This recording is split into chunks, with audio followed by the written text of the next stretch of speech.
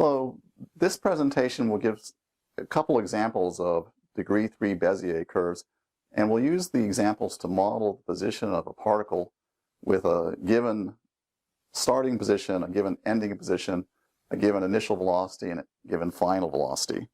And that'll be enough to fully and uniquely specify the degree 3 Bezier curve describing the motion of the particle as a function of time. So our situation is the following. We suppose a particle is at position 0, 0 at time t equals 0 and is at the position 4, 2 at time t equals 1. So that gives us the starting position and the ending position.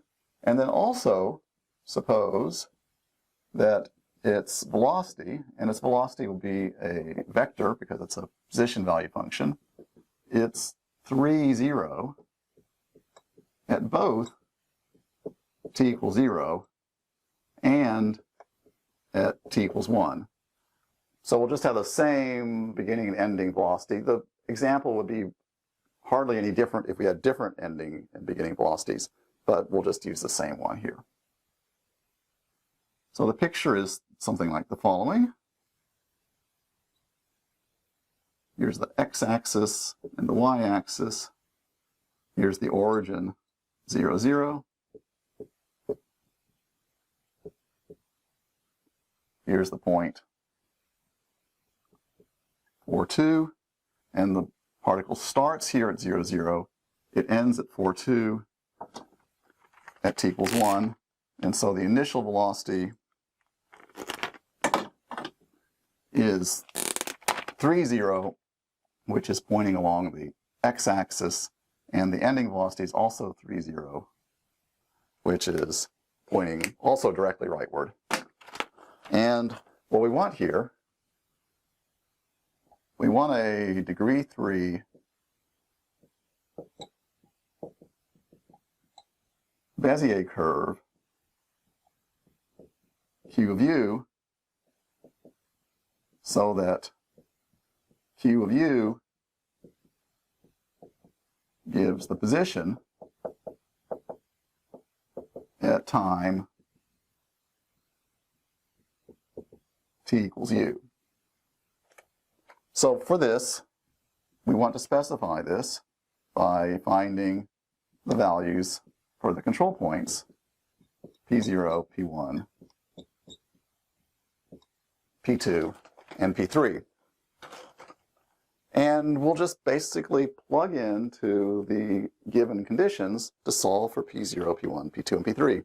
So first of all, we know that Q of 0, well, we know that P0 is the same as Q0, and we're given that that's the position at time t, which is 0, 0. We also know that P3 is Q of 1, and that's the ending position at time t equals 1, it's 4, 2. So P0 sits right here at the origin, it's equal to 0, 0. And P3 is at the ending point, it's equal to 4, 2. Now we're going to use the information about the derivatives to determine P1 and P2. So Q prime of 0 is the velocity at time t equals 0. So that's 3, 0. And we know that 3 times P1 minus P0 is the derivative. So dividing both sides by 3, we get that P1 minus P0 equals 1, 0, and P0 is 0, 0, so P1 equals 1, 0. So P1, the second control point, sits right here, is 1, 0. And similarly, Q prime of 1 is also equal to 3, 0, just by the hypotheses. And 3 times P3 minus P2 equals q prime of 1 equals 3, 0. And since P3 is 4, 2, we solve and we get that P2 equals 3, 2. So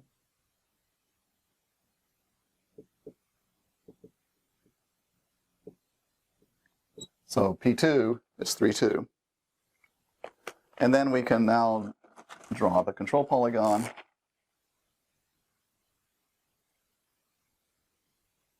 It's the straight red lines starting at P0 and ending at P3. And the curve itself looks something like the following. Once you've got the control polygon, it's not that hard. It's really symmetric around the middle there. It starts off tangent to the control polygon at the beginning, ends up tangent to the control polygon at the end. Let me draw that a little bit better.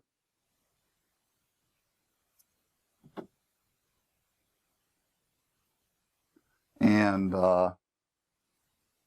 by symmetry, actually, it crosses the control polygon exactly in the middle there. And that gives us the motion of the particle in terms of a Bezier curve.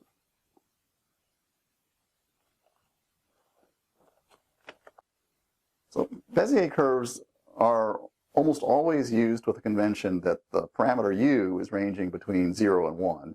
And in this previous example, t ranged from 0 to 1. That made things very convenient. For the second example, I want to change time t to range from 0 to 3.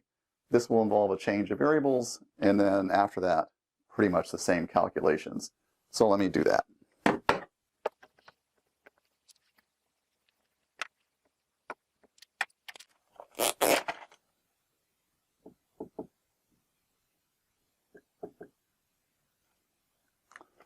So here I've just changed the problem to take time t going from 0 to 3 instead of 0 to 1. But I still have the same initial and final positions, and I still have the same initial and final velocities.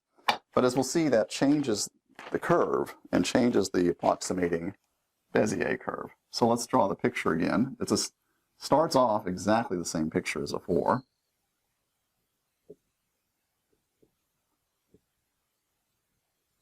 So here's 0, 0.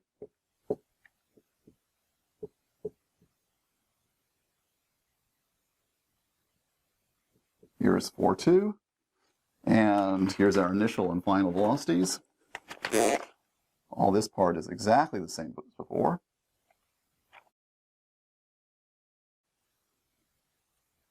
To find the Bezier curve, we need to do a change of variables here. So before I talk about the Bezier curve, let me introduce a new name for a function. We'll let r of t be the position of the particle at time t. And here we're going to let 0 be less than or equal to t less than or equal to 3. Let me get a better marker.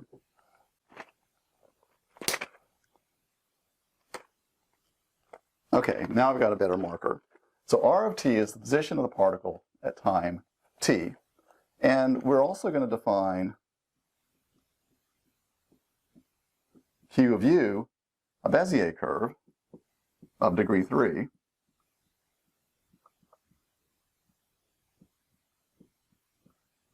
For 0 less than or equal to u less than or equal to 1. And then we'll let u equal t over 3, or t equals 3u, and have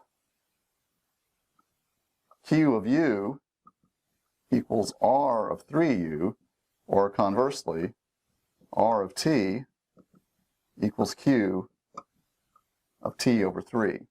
So as we're letting time vary, t vary from 0 to 3, we're letting u vary from 0 to 1.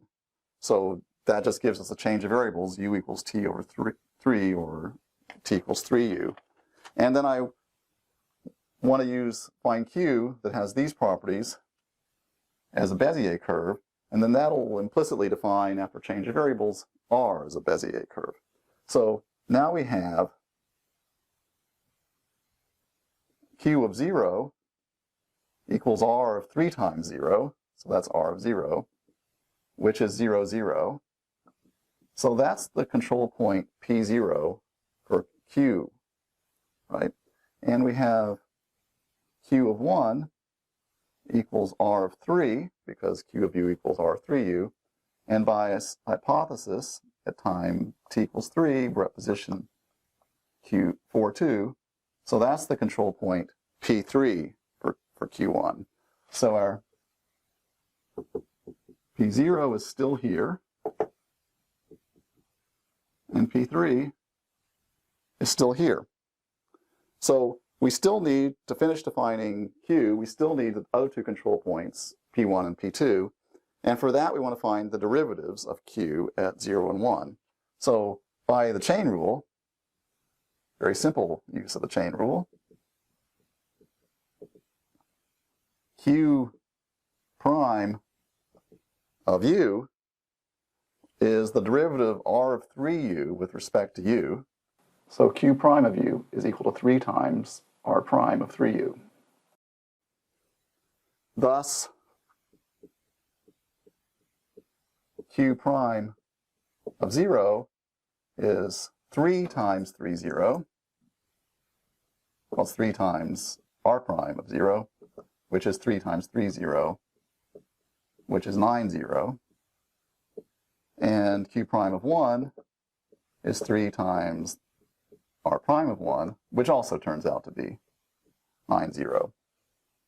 So now we've got the derivatives of Q at the initial and the final point. From this, we get 3 times P1 minus P0 equals 9, 0.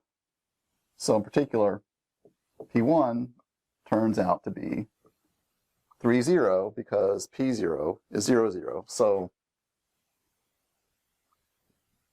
P1 is here, it's equal to 3, 0.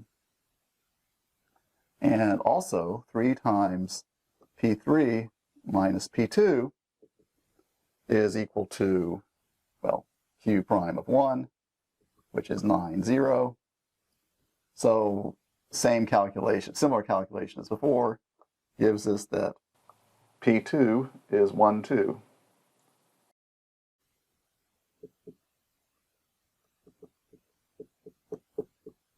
So the control polygon for the curve Q is obtained by joining P0 to P1, P1 to P2, and P2 to P3. So now we can freehand sketch the curve Q, and thus the position R is something like the following. So this will be the graph of Q of u, or the same as the graph of R of t, right? It's this kind of curve here. And so this gives us an expression for the position of the particle as a degree 3 Bezier curve. As such, all we had to do was find the 4 control points. And then that gives us a pretty good idea of how things look. And that's the end of this presentation. Thank you very much.